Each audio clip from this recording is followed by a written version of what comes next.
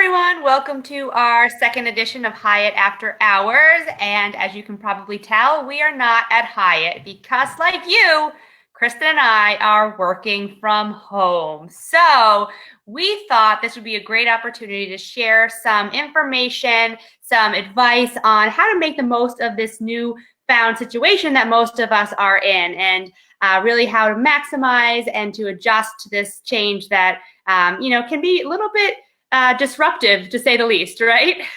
Yeah, and speaking of disruption, so if you caught our broadcast last night, we started off strong and then lost our audio. So that's kind of what's going on right now in the world. Everyone's streaming, everyone's online.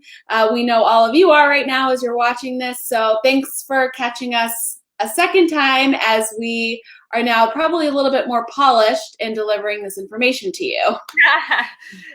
That's part of the adjustment, is dealing with technology, and we felt it just like you yesterday. So nice to see you again if you're joining us for the second time. However, this becomes a real issue when you're trying to figure out, how do I distance my personal life from my professional life?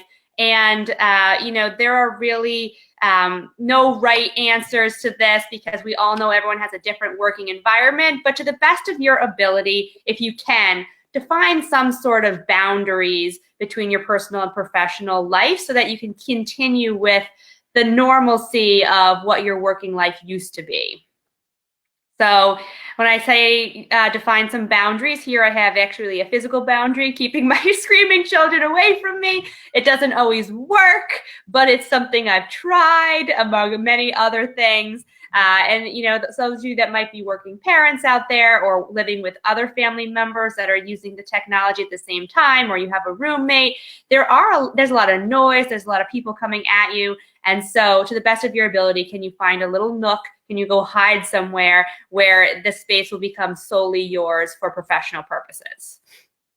And that's really great. I know Jackie is one of many parents on our staff that have children at home, and other people have dogs or family members or roommates. So, it's very easy to get distracted, but you also need to be considerate of your home personal life and really address what needs to be addressed, and then carve out some time to do that all your professional work. And I think, Jackie, you've done so great. And although her children are gated in the kitchen for the purpose of this episode, she's been doing such a sensational job. And her kids they really just bring joy to the meetings. I think sometimes we need to see some friendlier faces and have a little time to kind of see how kids are handling it. So I appreciate seeing her two little ones on camera. Maybe a little bit more than others. And also just a reminder that, yes, this is a good piece of advice, but it's not always realistic. And hopefully your coworkers, your managers realize that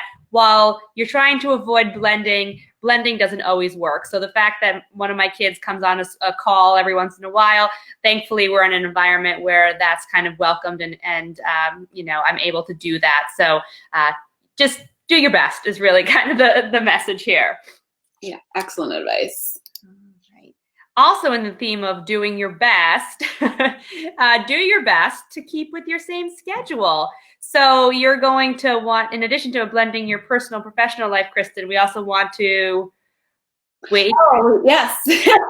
Why that just did the same thing over and over again. Drive it home. Yes. But also, you're going to want to try to maintain your morning routine as well. And that means waking up at a regular time, showering, having breakfast, getting dressed, all before you dig into the day. I find, and maybe Kristen, you agree, that no matter what else happens in the day, if it all goes out the window, at least you had good intentions. You started off the day positively.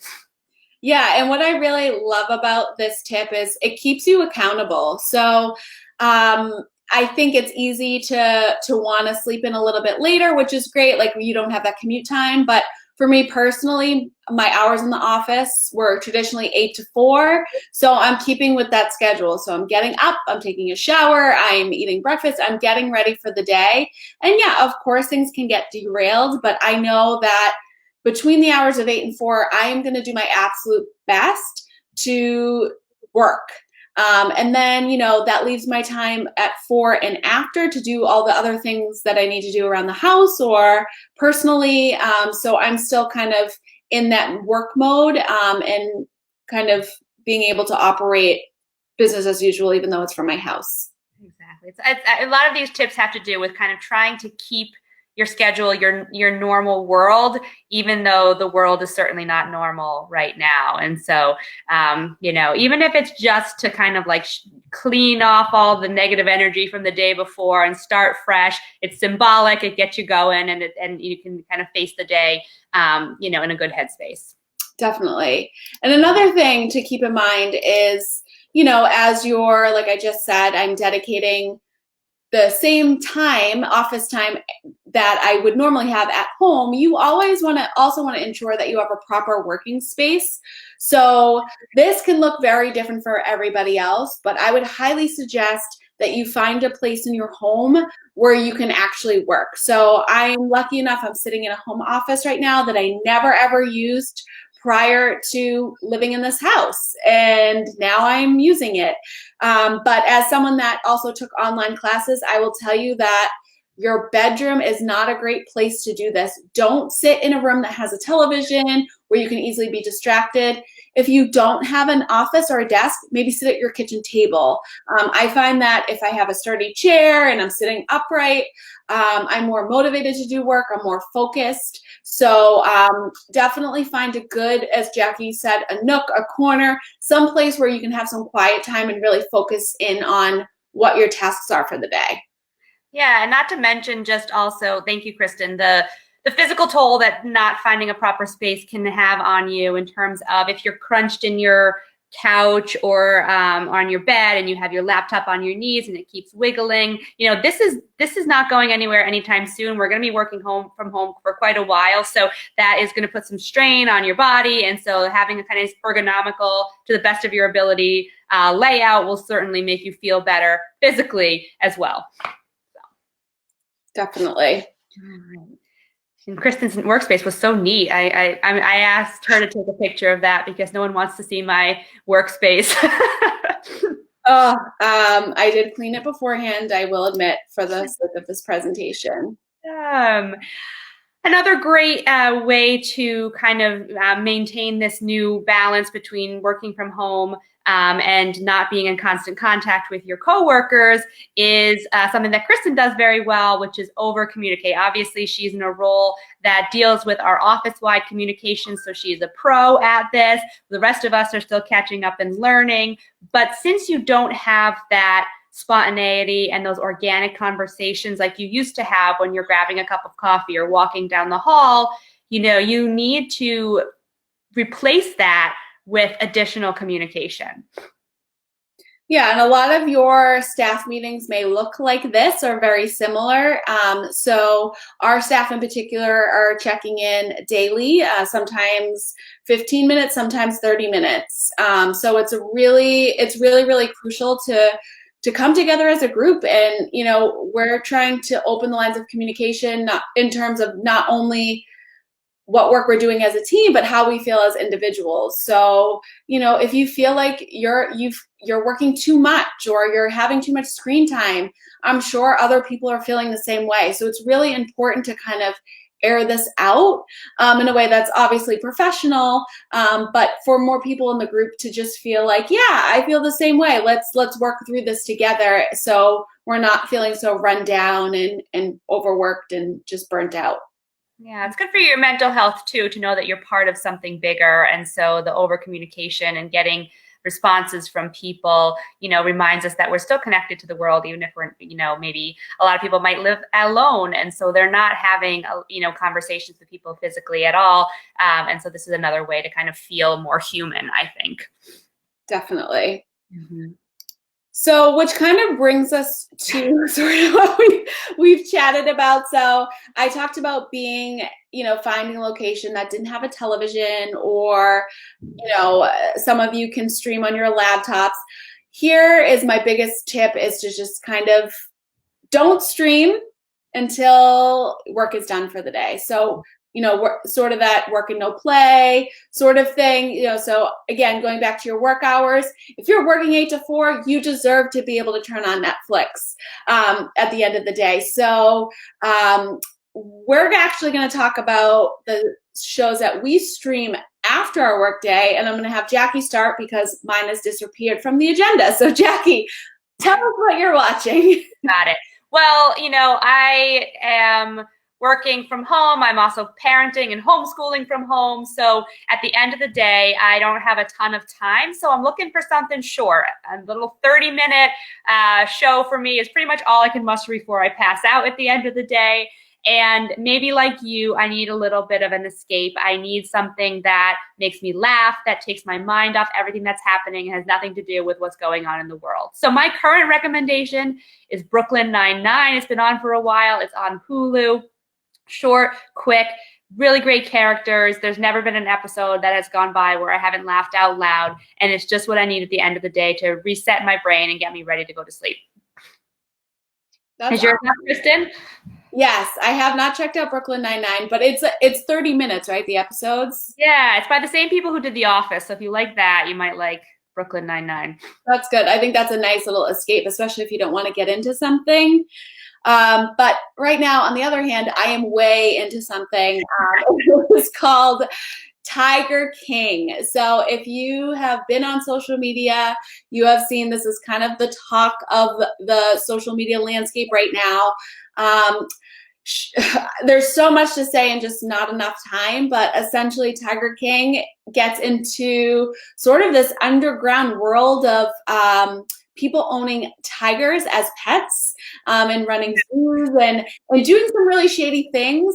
But there are bigger mysteries and stories behind all of these people. So if you want a 7-episode documentary to kind of escape, highly suggest Tiger King. And that's all I can really say about it right now. Well, you've got me intrigued at least. Always trying to guilt Jackie into watching the shows that I watch. She's got really good taste in TV. I would take her advice. Well, thank you for that. She also has really great advice about working from home, much like. How about that transition? At the end of the day, we kind of reference this a little bit.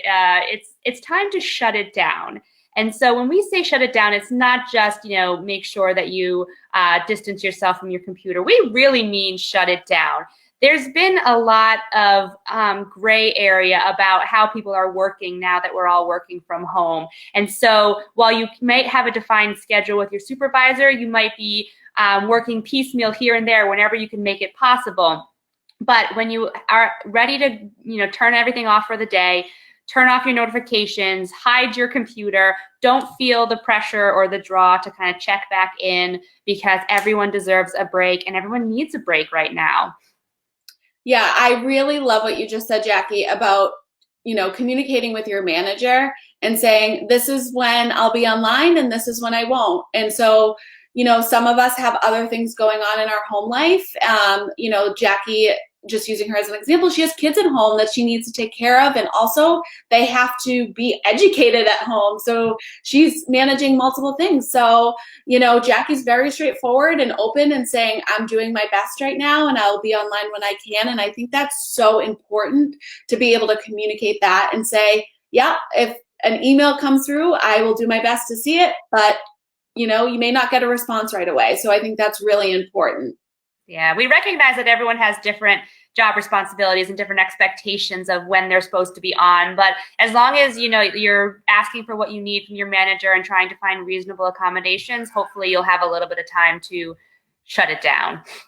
Right. And shutting down also, doesn't just mean your system. It also means taking some time away during the workday to kind of refocus and refresh and feel rejuvenated. So we highly suggest, taking a lunch break that's away from your computer, taking a walk, maybe doing a 30-minute online yoga class. We have a previous Hiatt Live episode featuring one of our trainers at Brandeis doing a yoga class that we'll post.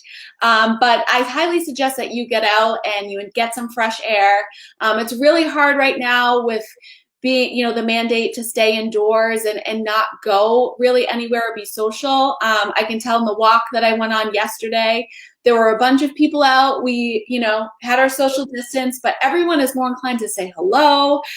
There's a bunch of dogs out, so you can definitely, see some dogs, but take a break, step away. It's really important for your mental health as well to get out and press pause on what you're doing. Even if it's just to see something other than the four walls around you, to give your eyes a chance to focus on something far away, and you get some vitamin D. It's good for your health too. Yes, for sure.